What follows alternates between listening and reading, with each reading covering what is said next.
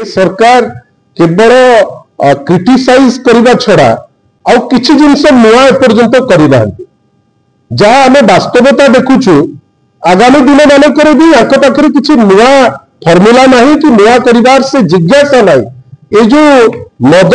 मृत्युर report आज पर्यंत आसी पारला नहीं जो पॉलिसी अच्छी से पॉलिसी को एग्जीक्यूशन करिबार क्षमता नहीं और जो आईन मंत्री जहां को हाथ में अच्छी एक्साइज विभाग भी से एकदम अपारग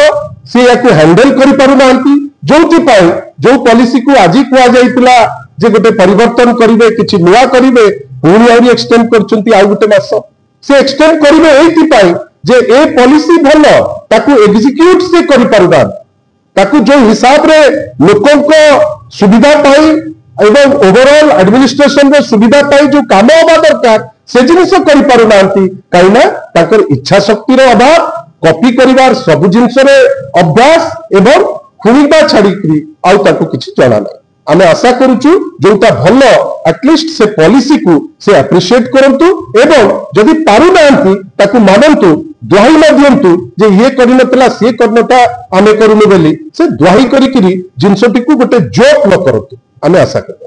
धन्यवाद।